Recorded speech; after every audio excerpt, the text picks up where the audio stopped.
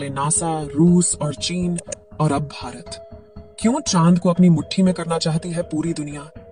और क्या है चंद्रमा से जुड़े वो डार्क सीक्रेट्स जो स्पेस एजेंसियां हमसे छुपा रही हैं? जानेंगे धरती से चांद तक के इस रोमांचक सफर के बारे में। दोस्तों, भारत के चंद्रयान 3 ने का विक्रम लैंडर चांद की सतह पर सॉफ्ट लैंडिंग करेगा। वहीं रूस का लूना 25 भी चांद की तरफ रवाना हो गया है, जबकि साल 2024 में नासा भी अपने आर्टेमिस प्रोग्राम के तहत एक बार फिर वैज्ञानिकों को यानी एस्ट्रोनॉट्स को चांद पर भेजने वाला है। और चीन भी जल्द ही एक और मून मिशन करने वाला है। लेकिन अब सवाल आता है कि इन सभी देशों को चांद पर ऐसा क्या दिख गया जो चारों ओर चांद पर पहले पहुंचने की होड़ मची हुई है? और चांद से जुड़े ऐसे कौन से रहस्य हैं जिनसे से पर्दा उठाते ही हमारा चांद को देखने का नजरिया ही बदल जाएगा? जानेंगे पृथ्वी से चांद तक के इस रोमांचक सफर की कुछ खास बातें। तो जल्दी से अपनी कुर्सी की पेटी बांध लीजिए और पूरा वीडियो जरूर देखिए। दोस्तों, चांद हमारी पृथ्वी से 3,84,400 किलोमीटर दूर है और अगर हम सीधा रास्ता पकड़ते हैं तो इसी के आसपास डिस्टेंस में ही हम चांद की सतह पर पहुंच जाएंगे। जबकि भारत के चंद्रयान 3 के रास्ते से हमें चांद पर पहुंचने में 42 दिन लगेंगे, क्योंकि चंद्रयान 3 ने चंद्रमा की तरफ जाने का अंडाकार रास्ता चुना है, जिसमें वो पहले पृथ्वी के चक्कर लगाकर चांद की ओर एक लंबे रूट से बढ़ेगा और फिर चांद के चक्कर लगाकर लैंडिंग करेगा। हालांकि यह रास्ता काफी किफायती तो है, लेकिन इसमें हमें एस्ट्रोनॉट के लिए बहुत खाना, ऑक्सीजन और पानी की जरूरत पड़ेगी, जिसे स्टोर करने के लिए बड़ा स्पेसक्राफ्ट चाहिए होगा।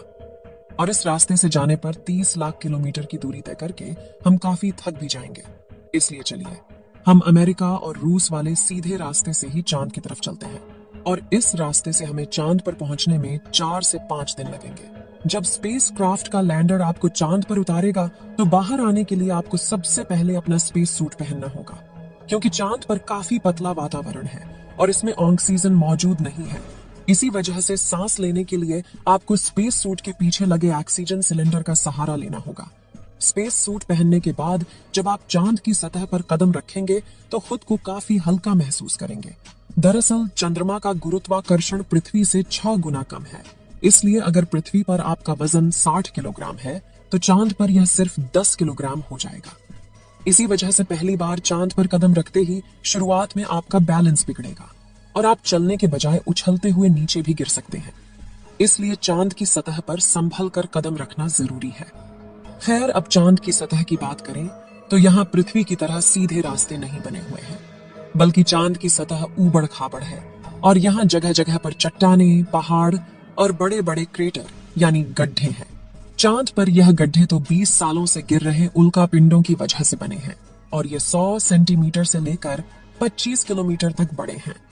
वहीं चांद की मिट्टी यानी कि लूनर सॉइल बिल्कुल ज्वालामुखी से निकलने वाली राख जितनी पतली है और इसका रंग भी पृथ्वी की मिट्टी से ज्यादा डार्क, बिल्कुल सीमेंट की तरह होता है।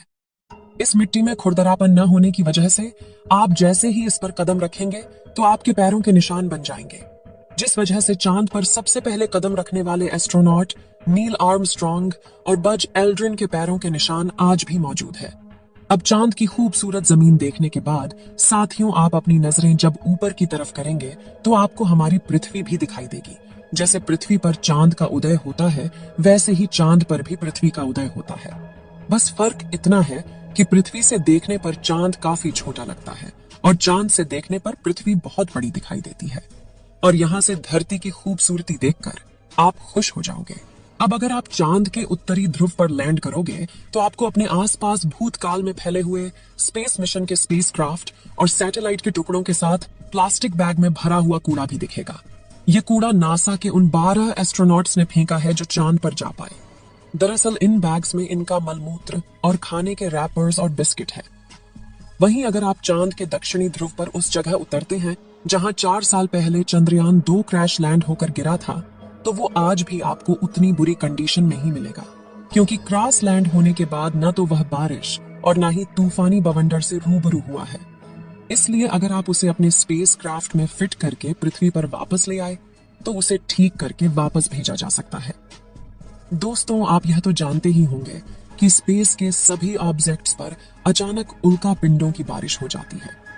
यह तो अच्छा है कि पृथ्वी की मैग्नेटिक फील्ड इन उल्का पिंडों को या तो साइड में धकेल देती है या फिर ग्रेविटी और एटमॉस्फेयर इसे धरती तक पहुंचने के पहले ही जलाकर राख कर देते हैं। लेकिन चांद की मैग्नेटिक फील्ड पृथ्वी के मुकाबले काफी कमजोर है। इसकी ग्रेविटी भी कम है और यहाँ घना वातावरण भी मौजूद नहीं है। इसी वजह से चांद पर लगातार उल्का पिंडों की बारिश होती रहती है। ऐसे में कोई भी उल्का पिंड गिरकर आपको पल भर में मौत के घाट उतार सकता है। इसलिए आपको उल्का पिंडों पर नजर लगाए बैठे कमांड सेंटर के वैज्ञानिकों से लगातार संपर्क बनाए रखना होगा। अब अगर आप सोच रहे हैं कि आप अपने किसी दोस्त या फिर लाइफ पार्टनर को चांद पर साथ लेकर जाकर गप्पे लड़ाते हुए अपने मून मिशन पर काम करें, तो आपको बता दें कि ऐसा मुमकिन नहीं है, क्योंकि चांद पर वातावरण न होने की वजह से साउंड वेव चल नहीं पाते। यानी कि अगर आप अपने साथी को कुछ बोलेंगे तो वह आपके होंठ हिलते हुए तो देखेगा, लेकिन आपकी आवाज नहीं सुन पाएगा। इतना ही नहीं, चांद पर आपको अपनी आवाज तक नहीं सुनाई देगी, मानो जैसे मोबाइल की तरह किसी ने आपको भी साइलेंट मोड पर डाल दिया है। हालांकि एस्ट्रोनॉट चांद पर एक दृश्य स्पेस सूट पहनते हैं जिसमें साउंड पुश करवाने के लिए नाइट्रोजन और ऑक्सीजन की मदद से कृत्रिम वायुमंडल बनाया जाता है। साथ ही इन्हें एक माइक्रोफोन वाली हेडफोन पहनाई जाती है जिसके जरिए यह अपने साथी और कमांड सेंटर की आवाज सुन सके और जवाब भी दे सके। अब दोस्तों, चांद पर अपने काम को पूरा करके जब आप सोने जाएंगे तो सुबह आपको सूरज की रोशनी नींद से नहीं जगाएगी, क्योंकि चांद को अपनी धुरी पर घूमने में 28 दिन लगते हैं, जिस वजह से चंद्रमा पर एक दिन 14 दिन का होता है और 14 दिन की रात होती है। यानी कि वहां का एक दिन पृथ्वी के 28 दिन के बराबर होता है। हम चांद का सिर्फ एक हिस्सा आज तक देख पाए हैं, और अगर आप चांद के पिछले हिस्से के अंधेरे वाले इलाके पर पहुंच गए तो आपके साथ काफी खौफनाक चीजें हो सकती हैं। बता दें कि चांद पर कई सालों से सोच कर रहे कुछ वैज्ञानिकों का यह भी कहना है कि भूतकाल में वहां कोई एलियन सभ्यता बसी थी। चंद्रयान 1 ने चांद की सतह पर वाटर आइस और हाइड्रोप्लस के रूप में पानी की खोज की है, जो इंसानों के जीवन के लिए काफी जरूरी है। इसके अलावा अंतरिक्ष में चांद ही पृथ्वी के सबसे करीब है, इसलिए भविष्य में वहां जाकर बसना हमारे लिए काफी किफायती साबित होगा। वहीं यहाँ पर हम एक और स्टेशन भी बना सकते हैं। इन्हीं कारणों की वजह से सभी स्पेस एजेंसी चांद में सबसे ज्यादा दिलचस्पी दिखाती है। तो दोस्तों, अगर भविष्य में मौका मिले तो क्या आप चांद पर जाकर बसना चाहेंगे? अपनी राय कमेंट में जरूर बताएं। आज के लिए इतना ही। आपकी आखिरी जिम्मेदारी इस वीडियो को लाइक करके शेयर करने की है। इसे ज्यादा से ज्यादा मित्रों तक शेयर करें ताकि उन्हें भी जानकारी मिल सके। और भी ऐसे ही नॉलेजेबल वीडियो के लिए अपने भरोसेमंद चैनल को सब्सक्राइब जरूर करें और बेल आइकन को ऑल पर सिलेक्ट करना बिल्कुल ना भूलें। वीडियो को अंत तक देखने के लिए धन्यवाद।